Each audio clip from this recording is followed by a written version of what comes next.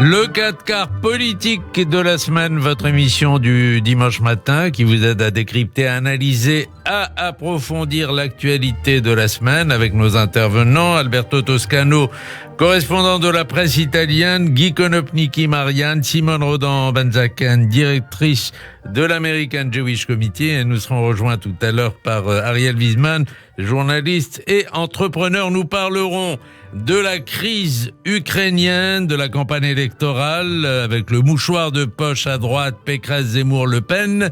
Nous parlerons aussi du dernier état de l'antisémitisme en Angleterre, qui est assez alarmant. Nous allons commencer, si vous voulez bien, avec la campagne électorale, et je me tourne vers vous, Jean-Yves Camus. Bonjour. Bonjour. Alors, je me tourne vers vous parce que vous avez fait cette semaine dans le Figaro de mercredi un article sur la campagne électorale, et vous disiez ceci: Zemmour, c'est l'épopée, Le Pen, c'est la sociologie, et Pécresse, c'est la compétence. Alors, j'imagine que les Français souhaitent avoir les trois qualité chez le président, tant qu'à faire, mais dans quelle proportion, Jean-Yves Camus?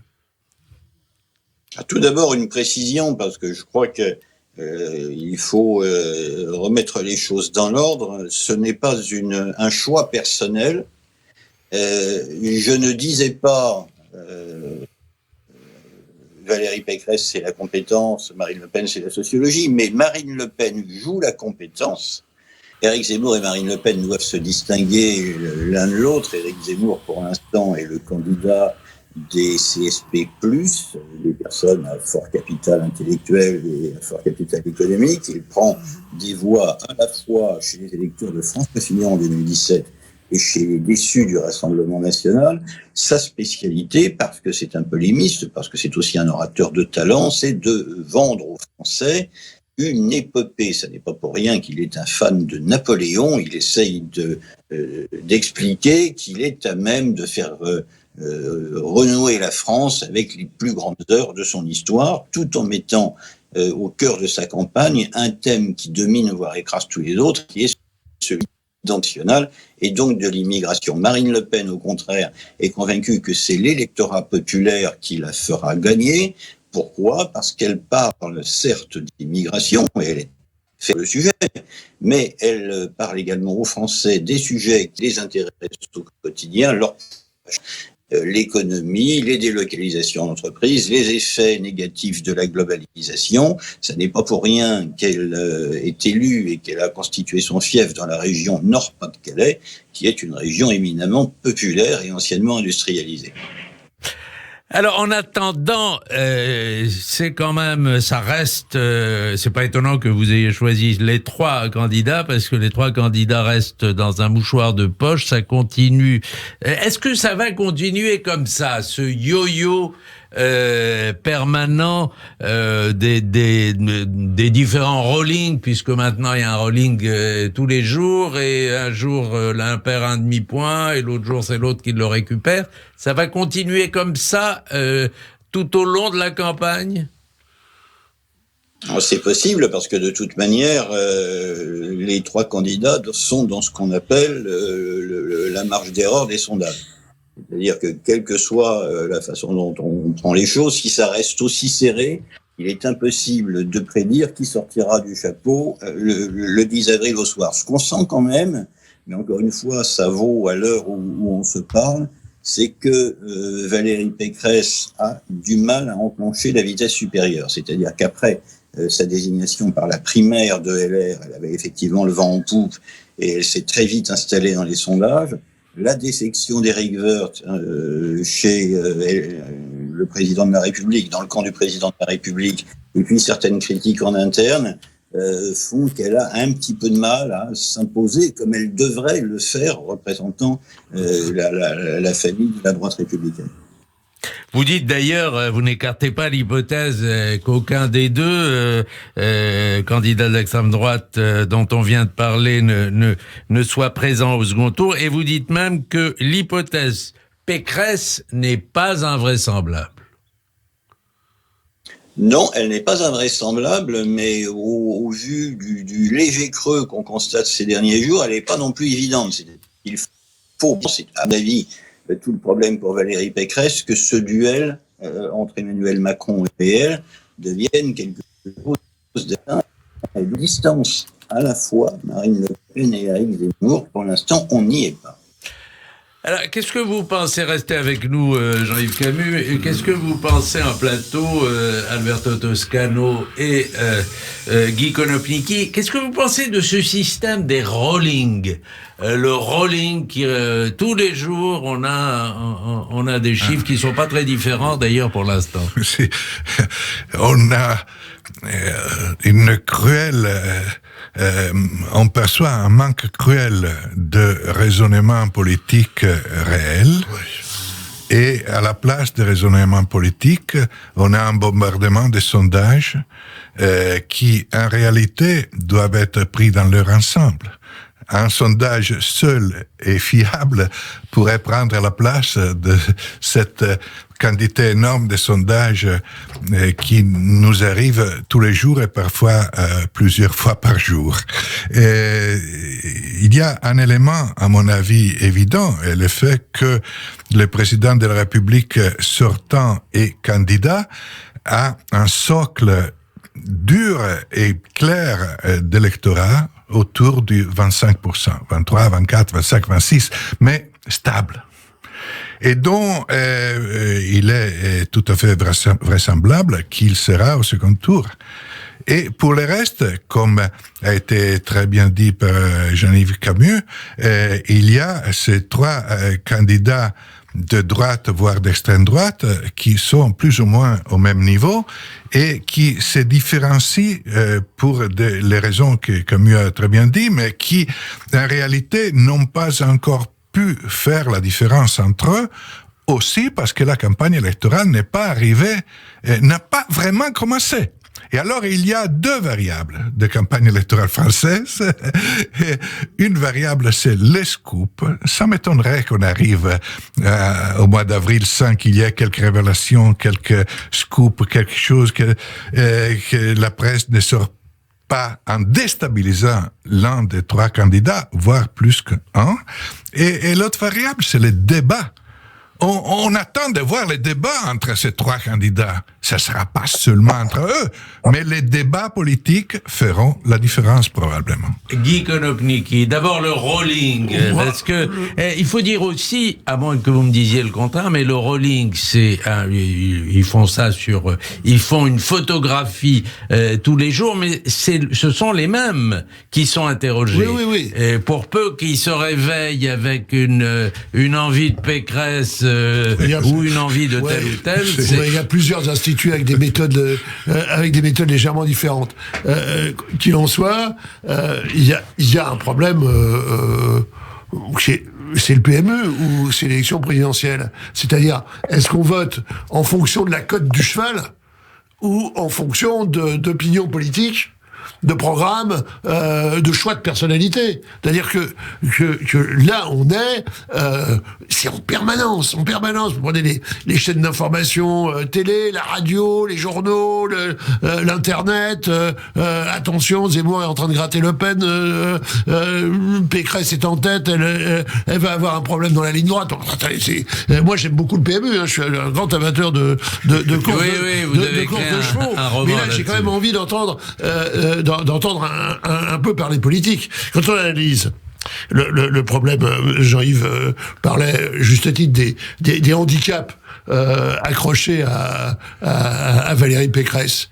Il y en a surtout un qui est majeur, c'est que elle a une marge extrêmement étroite entre, d'un côté, le et droite et gauche, mais surtout de plus en plus et droite et centre, qui est le président de la République, bien sûr, Emmanuel Macron, ça mange énormément. Vous pensez Woerth, après Christian Estrosi, après, etc. C'est quand même le truc. Il y a Rachida Dati qui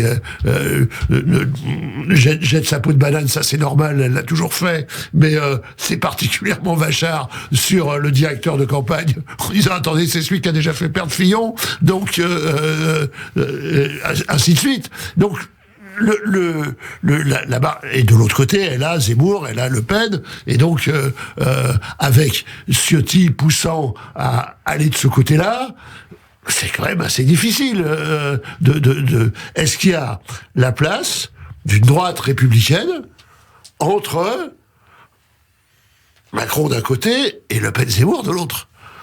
Voilà, c'est la question. Jean-Yves Camus, vous qui êtes spécialiste de l'extrême droite, il y a eu deux choses qu'on a apprises cette semaine. D'abord, c'était dans Le Monde, dans le débat de 2017 entre Marine Le Pen et Emmanuel Macron, le coach était, devinez qui, Henri Guénaud.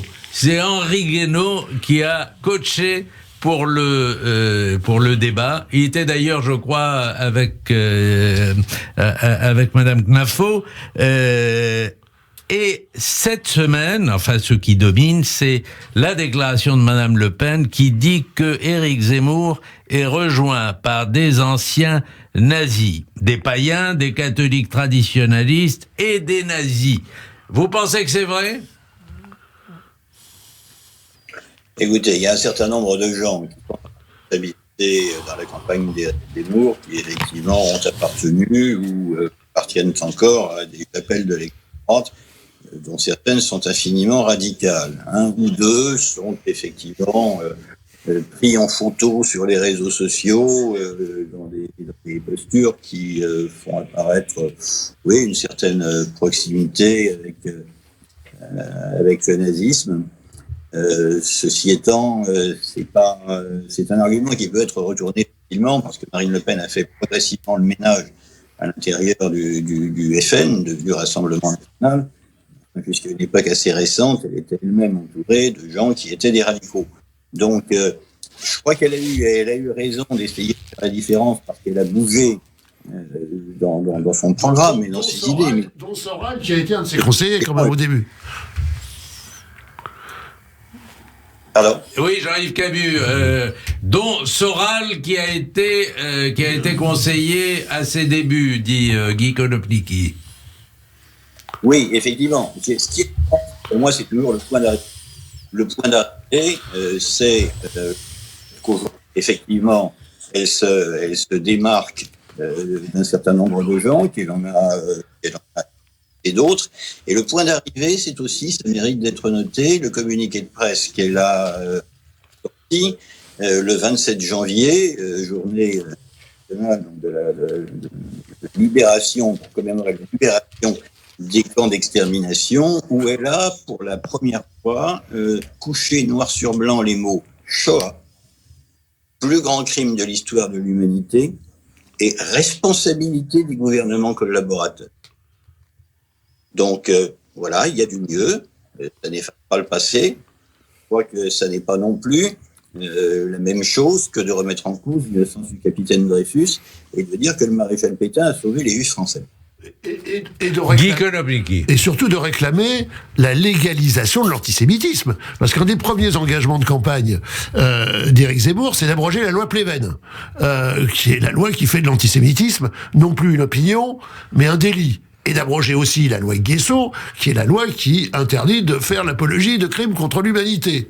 Et donc, il prend l'engagement. C'est noir sur blanc, dit, c'est dans ses discours, je vais légaliser l'antisémitisme. Il paraît qu'il y a des juifs qui votent pour lui. Moi, je voterais quand même difficilement pour la légalisation de l'antisémitisme. Quand Marine Le Pen dit, il y a des nazis, on les connaît effectivement, ces nazillons, qui étaient au Front National, qui sont chez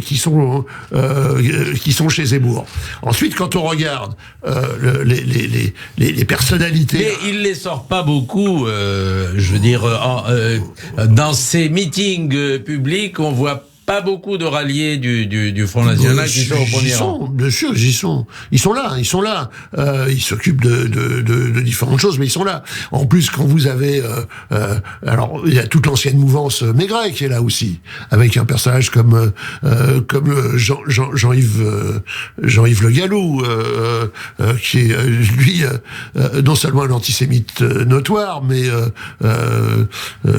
il est comment dire, il pratique deux cultes, celui des druides et celui de son beau-père, ancien Waffen-SS, dont les enfants portent le nom. Enfin, c'est quand même ça l'entourage. Hein. C'est Maigret lui-même, voilà, que Le Pen traitait de nazi quand il a fait la scission du Front National. Ainsi de suite, c'est quand même la mouvance de l'extrême droite, et en partie d'ailleurs l'extrême droite païenne maintenant qui vient le rejoindre.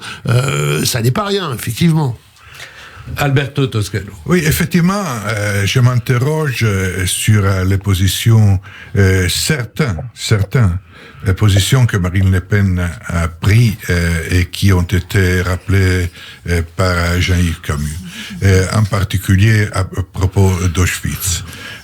Ça me fait penser au début de la transformation politique de Gianfranco Fini, quand il était le chef du parti de l'extrême droite italien, qui dérivait de l'ancien Movimento Sociale Italien.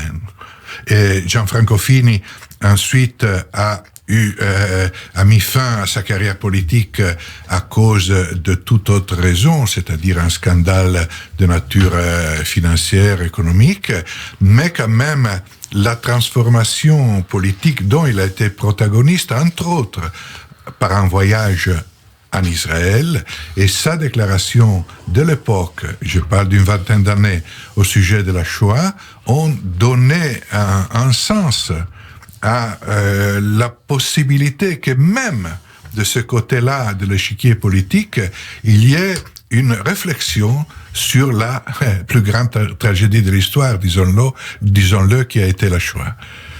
Avant de parler de la crise en elle-même, pour faire le lien avec la campagne électorale, est-ce que vous avez le sentiment, l'un et l'autre, Guy Konopnicki, Alberto Toscano, que cette crise sert ou dessert Emmanuel Macron? Là, je crois que la réponse est très simple. S'il trouve l'opportunité d'avoir une médiation efficace, ça le sert.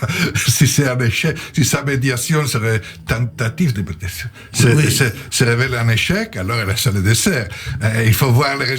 Évidemment, son voyage à Moscou et à Kiev a été objet d'une énormité de commentaires, je dirais plus de la part de la presse internationale que de la part de la presse nationale. Moi-même, je parle par expérience, j'ai été sollicité à plusieurs reprises par des médias italiens pour parler de ça, et j'étais très étonné parce que je voyais des médias français qui parlaient de ça, moi, que les médias italiens, que la radio et que la télévision italienne. Mais ceci dit, évidemment, ça a polarisé sur le personnage Emmanuel Macron une attention nationale et surtout internationale qui pourrait, si sa médiation se révèle efficace, lui être très utile dans la perspective des élections. D'abord, c'est assez bien joué parce que il n'apparaît pas comme le défaitiste par rapport au va-t-en-guerre européen, c'est très important. Il apparaît comme un homme qui porte la voix de la raison, qui essaye de la faire entendre à Vladimir Poutine et à Zelensky. Donc, et c'est quand même, en gros, dans le fil de la politique diplomatique française, d'essayer de sortir de la logique des deux blocs qui s'affrontent, qui est quand même la question, c'est est-ce qu'on reconstitue l'OTAN et qu'on pousse l'OTAN jusqu'aux frontières russes? C'est la question. Avec de l'autre côté une Russie qui veut reprendre le magistère impérial de l'URSS sur ses voisins, ex-république soviétique comme l'Ukraine, et la France vient au milieu dire soyons raisonnables. trouvons la solution de coexistence. C'est tout à fait la logique de la politique étrangère française depuis le général de Gaulle. Donc c'est bien joué. Après, si ça marche pas, bon, moi, je sais bien qu'il y aura les donneurs de leçons pour dire « Ah, voilà, c'est de sa faute ». Mais enfin, non. Et donc, finalement, ça ne peut pas le desservir à l'arrivée. On va marquer une pause et le 4 revient dans un instant. Le 4 quarts politique de la semaine avec Alberto Toscano, Guy Konopnicki, Simone Rodan, Benzaken, Jean-Yves Camus et Ariel Wiesmann. Nous parlions il y a un instant de la visite du président Macron à Moscou. Il était cette semaine à Moscou et à Kiev. On a l'impression quand même qu'il marche sur des œufs. Il parle d'un certain nombre de garanties, il souhaite des garanties de part et d'autre, mais il ne dit pas lesquelles. Il fait attention d'ailleurs à ne pas prononcer le mot de finlandisation. Comment il va sortir de cette crise, Alberto Toscano? Comment il va sortir Emmanuel Macron? Je ne sais pas, parce que je crois que la crise qui l'intéresse le plus, c'est les élections françaises et que beaucoup de choses sont interprétées sur la base de ce prisme. Ceci dit, comment nous, on va sortir de la crise dans l'Europe de l'Est? Et je crois que là, il y a effectivement des questions à se poser, des incertitudes à avoir. Et l'attitude du président des États-Unis me paraît un peu pas très claire dans ses véritables intentions. Je crois que nous, on a sous-estimé Moscou après la chute du mur de Berlin et après l'époque Yeltsin. On ne sait pas qu'est-ce que la Russie est. On a oublié de comprendre ce qui est la fierté russe ex-soviétique et aussi certains réflexes psychologiques qui existent ou des questions réelles de sécurité. Et si c'est vrai, comme je crois que c'est vrai, que nous avons, nous Occident, promis qu'il n'y aurait pas eu un certain élargissement inconditionné de l'OTAN à l'Est, comme je crois que c'est vrai, et cette promesse a été faite pendant les années 90, alors je crois que la perception de Moscou et de Poutine, comme quoi l'entrée de l'OTAN et de la Géorgie, de l'Ukraine et de la Géorgie dans l'OTAN serait un facteur de déstabilisation, n'est pas une perception totalement absurde. On est d'accord, vous le grand Européen, que c'est la crise la plus grave en Europe depuis la fin de la guerre. Non, depuis la guerre de 98 en Yougoslavie, que nous avons fait en affirmant le droit du Kosovo à faire sécession de la Serbie. Et alors, si une partie d'un État a droit de faire sécession... En bombardant Belgrade. En bombardant Belgrade. Nous, Français, Italiens, on a bombardé Belgrade avec les Américains. Or, cette situation, on peut pas jouer avec les Russes. Mais ça, Guy Konopnicki le sait beaucoup mieux que moi, parce qu'il connaît cette partie de l'Europe beaucoup mieux que moi. Alors, Guy Konopnicki. Ouais, c'est effectivement la plus grave crise. D'abord, c'est aussi la crise des frontières de Yalta. C'est-à-dire que qu'est-ce que la Russie, qu'est-ce que l'Ukraine? Des pays décidés au crayon par Staline. Et donc Staline a mis un bout de Roumanie dans l'Ukraine actuelle, un morceau de Roumanie qui est la Bukovine, qui était un morceau de Roumanie rattaché à l'Empire austro-hongrois, puis il y a un bout de Slovaquie. Il y a un bout de Slovaquie, qui est la Ruthénie, c'est en Ukraine. Ensuite, il y a un bout de Pologne, un gros bout de Pologne, qui est la Galicie orientale, même s'il y a toujours eu un peuplement ukrainien minoritaire. Mais bon, il y a deux populations qui ont disparu. Les Juifs qui ont été tués, et les Polonais, 7 millions, qui ont été expulsés. Voilà. Et donc, il y a 2 millions, il y a 1,5 million de Juifs tués, 7 millions de Polonais. Alors évidemment, après, il ne reste que les Ukrainiens en Galicie. Mais c'est ça, l'Ukraine aussi. Ensuite, les frontières à l'Est, le Donbass a toujours été une région russophone. Et en même temps, c'était un grand symbole soviétique, c'était les combinats sidérurgiques, c'était le charbon, l'acier, c'est-à-dire toute la mythologie communiste qui était là. Et on y est pro-russe parce qu'on appartient à la légende russo-soviétique, et aussi parce qu'on parle russe. Donc à un moment, il faut trouver aussi le compromis là-dessus. Alors, précisément, est-ce que l'Europe n'a pas trouvé un rôle, une vocation dans cette crise? Est-ce que ça n'est pas nouveau?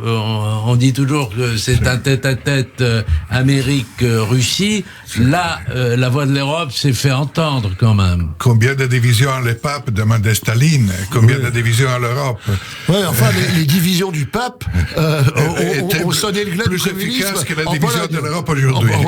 En Pologne, ça a été quand même le début de la crise du système communiste. C'est quand même Solidarność. C'est ce qui se passe en Pologne, où le pays échappe totalement au contrôle politique. Un peu après Staline.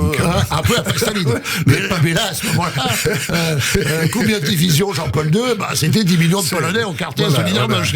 Jean-Paul II a démontré qu'un pape peut avoir des divisions. On attend encore de montrer que l'Europe puisse avoir des divisions. Oui. Malheureusement, en tant qu'européiste, en plus qu'européen, je constate avec amertume cette situation. L'Europe n'a pas été capable de se donner une politique étrangère commune et une défense commune. Et aujourd'hui, on paye le prix de ça. Alors, je me tourne vers Simone Rodan-Benzakan, directrice de l'American Jewish Committee. Vous êtes avec nous, Simone?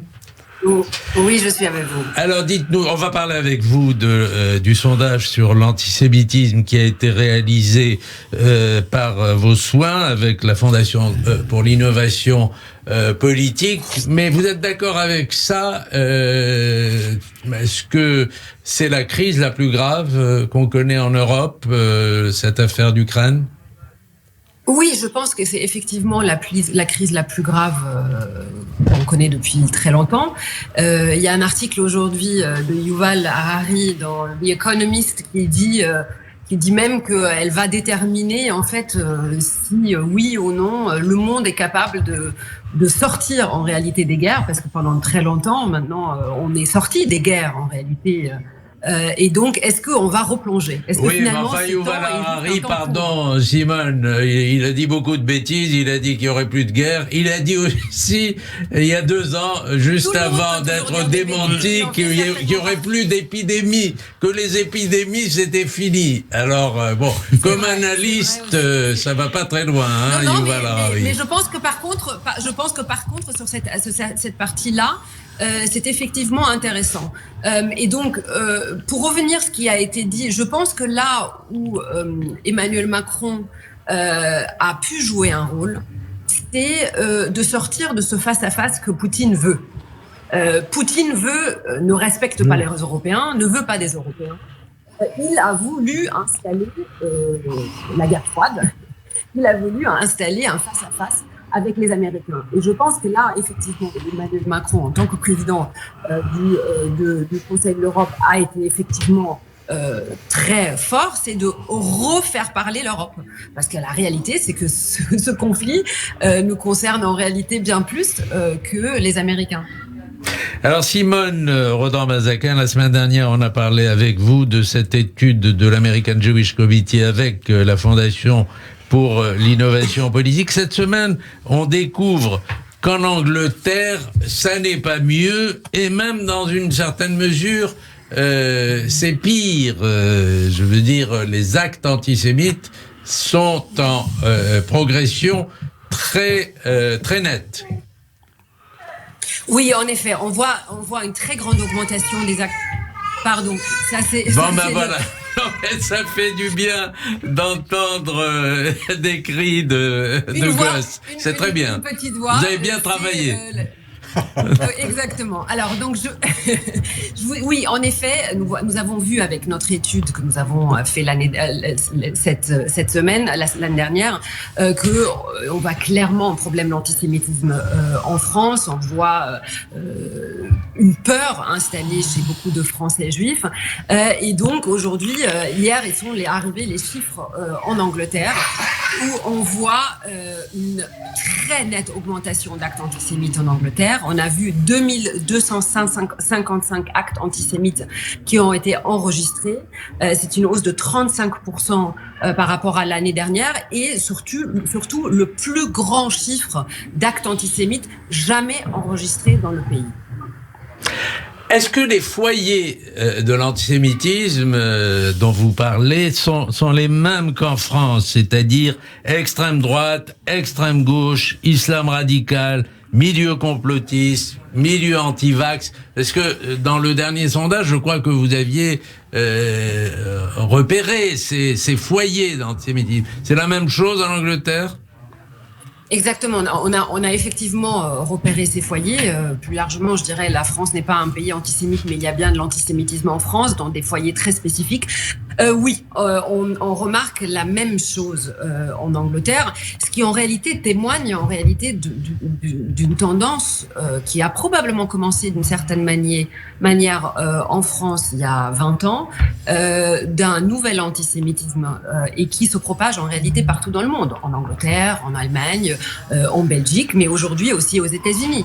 C'est-à-dire qui est finalement en fait une sorte de témoin d'un effondrement de la démocratie libérale, avec une polarisation du spectre politique, avec une radicalisation à la fois politique et religieuse, et pour laquelle en fait l'antisémitisme en réalité est uniquement le premier symptôme. Sur France Inter, je reviens sur votre sondage sur l'antisémitisme en France. Et sur France Inter, vous disiez qu'il y avait quand même un point positif dans les résultats de ce sondage, c'est que chez les jeunes musulmans en France, l'antisémitisme est moins prégnant que chez leurs aînés. Vous confirmez cela ? Oui, en effet. En fait, nous avons donc dans les différents foyers que nous avons identifiés, nous avons effectivement identifié celui des répondants de confession de culture musulmane. Donc c'est cette population qui est la plus réceptive aux préjugés antisémites. Et effectivement, nous voyons pour la première fois quelque chose qu'on n'en a jamais vu dans d'autres études précédentes. On a fait une étude disciplinaire en 2014. Que chez les jeunes, c'est-à-dire ceux de 18 à 24 ans, il y a moins de préjugés antisémites. Par exemple, sur les questions, est-ce que les juifs ont trop de pouvoir sur les médias ou trop de pouvoir dans l'économie ou dans la finance, il y a parfois des écarts de 20-25% entre les 18-25 ans et les plus de 55 ans. Donc c'est plutôt un bon signe. Va falloir creuser pour voir si cela se confirme et pour essayer aussi de comprendre d'où ça vient. Ariel Wiesmann, vous avez participé à l'exposition Juifs d'Orient. Vous allez même vous changez carrément de sujet là. Non. Ah, d'accord. Non, mais vous allez voir. Si vous avez un peu de patience, vous allez voir. Vous allez animer d'ailleurs un concert Judo-Andalou le 16 février prochain. Est-ce que cette exposition, liaison avec le sujet précédent, est-ce que cette exposition, qui est d'ailleurs prolongée, attire autant un public musulman? Est-ce qu'il y a des jeunes musulmans qui vont voir cette exposition sur les Juifs d'Orient? Je vous le confirme, il y a une grande curiosité de la part de la communauté musulmane qui est habituée à visiter les expositions de l'Institut du monde arabe, et d'ailleurs pas musulmane mais arabe plus largement, puisque ça comprend aussi les chrétiens d'Orient et autres, sur cette mémoire judéo-arabe et parfois judéo-musulmane qui a essaimé dans tout le Moyen-Orient, dans tout le Maghreb, et qui est une mémoire commune et qui effectivement a été oubliée, voilée pendant des décennies, parce qu'il fallait tout simplement éviter de parler de l'éléphant dans la pièce, c'est-à-dire à côté du drame palestinien, le drame des Juifs des pays du Moyen-Orient, du Liban, Syrie, Égypte, Yémen et compagnie. Donc il fallait absolument que cette histoire soit passée sous silence pour que la pureté de la Nakba soit diffusée dans le monde entier et que cette souffrance soit unique en son genre. Donc aujourd'hui, l'Institut du monde arabe à travers Jack Lang a pris une initiative assez extraordinaire de faire redécouvrir cette mémoire-là à travers des pièces en plus exceptionnelles qu'on n'avait jamais vues jusqu'à présent, et même si dont un certain nombre de pièces venues d'Israël. Voilà, et donc évidemment on imagine bien que les grincheux habituels ont trouvé matière à polémique dans cette participation des Israéliens à l'exposition, car enfin, comment Israël peut-il se prononcer ou même prêter des œuvres quand il s'agit de juifs? C'est vraiment quelque chose qui paraît incroyable à ces gens-là. Je ne sais pas à quelle logique ils obéissent, mais toujours est-il que dans le cas de cette exposition, moi je ne prendrais pas parti pour l'un des côtés de la polémique. Je dirais simplement que mettre du pathos dans la reconstitution d'une histoire aussi riche, c'est complètement ridicule, déplacé et anachronique. Alors on va d'ailleurs consacrer une émission du 4 quarts au Maroc, et on vous avait reçu pour parler de Bahreïn la semaine dernière. D'une manière générale, est-ce qu'on peut commencer à évaluer l'impact, l'effet des accords d'Abraham? Parce que cette exposition, finalement, on ne le dit pas, mais elle s'inscrit quand même dans les conséquences des accords d'Abraham. On parlait tout à l'heure de cette jeunesse qu'on stigmatise éternellement, cette jeunesse d'origine maghrébine qu'on stigmatise mais éternellement comme antisémite ou alors antisioniste ou alors un peu des deux. Et aujourd'hui, on ne peut que constater des changements. D'abord parce qu'il y a cette aspiration des jeunes, beaucoup plus qu'aux États-Unis, à émigrer à Dubaï ou dans ces pays qui se modernisent et qui correspondent maintenant au top du néolibéralisme. Et donc le fait que entre ces pays-là, les Émirats arabes unis et bientôt sans doute l'Arabie Saoudite, la paix avec Israël est conclue. Je veux dire, c'est quelque chose d'énorme, je pense, pour les jeunesses des quartiers populaires ici en France. Et des expositions comme l'exposition de l'Institut du monde arabe participent également à ça. Moi, je pense qu'il y a une prise de conscience. Se dire qu'il y avait un patrimoine commun entre les parents et le monde juif pendant des décennies, voire des siècles et des millénaires même, c'est quelque chose qui n'était pas si évident pour la jeunesse populaire française. Et je pense que par exemple, ce qui va se passer le 16, où on va avoir des chanteuses aussi arabes et juifs qui vont chanter ensemble sur la même scène en échangeant parfois les idiomes, puisqu'on va chanter des piyoutim hébreux, tout comme on va chanter du mahalouf et de la hala arabe. On va véritablement vivre ce dans quoi c'est le plus prégnant, c'est-à-dire la musique. Et je ne fais pas d'angélisme, je ne dis pas qu'on a vécu tout le temps en magnifique intelligence et que c'était un moment irénique. Je me tourne vers Simone Rodan-Bazakan. Vous approuvez? Oui, j'approuve entièrement et je pense, vous savez, les JC, nous avons engagé un dialogue avec les pays arabes, notamment les pays du Golfe et le Maroc et la Tunisie, bien avant qu'il y a eu ce processus de paix avec les accords d'Abraham. Donc effectivement, nous avons vu depuis très longtemps en réalité qu'il y a une partie de la jeunesse en réalité qui aspire à la même chose. Et qui aspire au dialogue, qui est curieuse, qui notamment avec les réseaux sociaux, avec Internet, a envie de découvrir l'autre. Et donc, je pense, alors encore une fois, je suis comme Ariel, je ne suis pas naïve, je connais toutes les réalités et tous les parties sombres, mais effectivement, je pense que quand même une partie de la jeunesse, notamment, a envie de voir autre chose et d'envie d'aller à la rencontre de l'autre. Curieusement, d'ailleurs... Guy Golin-Pliquet. Non, je pense que la politique suicidaire serait de considérer que tout jeune des banlieues a deux vocations, celle d'être assisté et celle d'être islamiste et antisémite. Et donc, oui, il y a un vrai mouvement de jeunes qui veulent à la fois travailler, s'intégrer, faire des études, réussir, qui se tournent, pour certains, effectivement, l'exemple de Dubaï, des Émirats, de la modernisation industrielle, économique de ces pays qui ont signé un traité de paix avec Israël, mais il y a aussi le Maroc et la position extrêmement intéressante du Maroc là-dessus, parce que le Maroc, c'est quand même une bonne partie des origines de notre immigration, peut-être moins que l'Algérie. Enfin, c'est quand même très important, oui. Le Maroc, avec une évolution de sa politique et un rôle toujours fondamental dans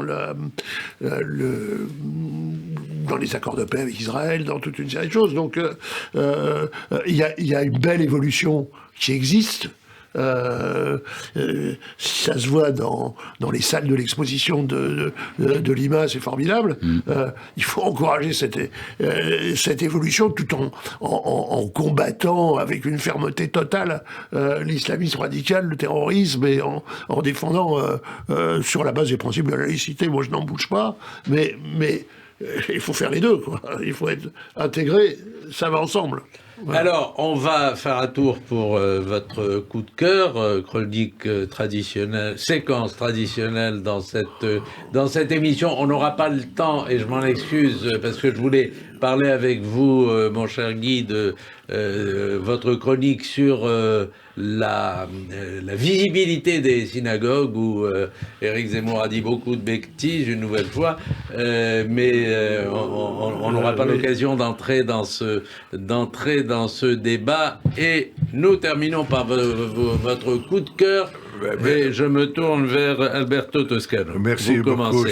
Et en 2012, le Parlement européen a décidé que chaque 6 mars sera la journée internationale des justes. Et cette décision a été prise sur initiative d'une série d'intellectuels, dont un écrivain italien, Gabriele Nissim, qui a écrit un livre sur les justes, d'ailleurs traduit aussi en français. Or, cette idée de juste, évidemment avec une référence directe à la Shoah, mais aussi il y a des justes dans toutes les époques, y compris aujourd'hui, dans des situations compliquées, qui sauvent la vie d'autres personnes en mettant leur propre vie en danger dans des systèmes autoritaires. Or, cette idée de juste, idée qui ne meurt pas, a été consacrée par cette journée du 6 mars, et j'espère qu'elle sera connue aussi en France un peu plus de ce qu'elle est aujourd'hui. Votre coup de cœur, Simone Rodin-Benzaken, ou votre coup de griffe, hein? Ce sera un coup de cœur. Je viens de terminer le livre de Thomas Lend, qui a été préfacé par Caroline Forest. Un livre très intéressant de quelqu'un qui s'était infiltré dans la mouvance sorale Dieudonné. Ça s'appelle Le bouffon de la haine. D'ailleurs, je trouve que le titre est particulièrement bien choisi, parce qu'on voit à quel point cette mouvance sorale Dieudonné a fait énormément de mal, mais au même temps, à quel point ce sont des gens fragiles, ce sont en réalité des bouffons. Donc je trouve que c'est un livre extrêmement intéressant, parce qu'en réalité, c'est une arme de destruction massive contre ces mouvements qui ont fait tant de mal. Alors, on n'a pas le temps de développer, donc, en style télégraphique. Ariel Wiesmann. Écoutez, moi, mon coup de cœur, c'est évidemment mercredi soir à l'Institut du monde arabe, la présence de Bayan Belayashi et de Pinchas Cohen ensemble sur scène. Une femme marocaine, Doujda, et un homme de Casablanca, et toutes nos traditions célébrées en musique et avec des surprises toute la soirée. Alors moi, ça sera quand même un coup de griffe, parce que nous aurons quand même vu que des candidats à l'élection présidentielle déjà approuvent des manifestations contre le pass sanitaire, me semble d'une irresponsabilité totale. Non, c'est le cas de Marine Le Pen, c'est le cas de Jean-Luc Mélenchon. ce qui me paraît encore plus hallucinant pour Jean-Luc Mélenchon et pour Sandrine Rousseau, qui sont censés être des écolos, c'est de saluer, c'est d'appeler et des manifestations. Alors en plus, il n'y a plus de camions. C'est le modèle américain de camions, mais il n'y a pas de camions. Les camionneurs français n'y sont pas pratiquement. Mais c'est de saluer des convois routiers qui traversent toute la France et qui vont bloquer Paris et Bruxelles. Mais le bilan carbone d'une telle manifestation est terrible. Alors quand on empêche le prolo de banlieue d'emmener ses gosses au Louvre par la rue de Rivoli, il peut pas. Mais par contre, on va saluer ça. Mais c'est énorme. C'est un scandale. Merci à tous les 5. Merci à Jean-Yves Camus, à Alberto Toscano, à Guy Konopnicki, à Simone Rodin-Benzaken et à Ariel Wiesman. C'était le 4 quarts politique de la semaine. Bon dimanche à tous.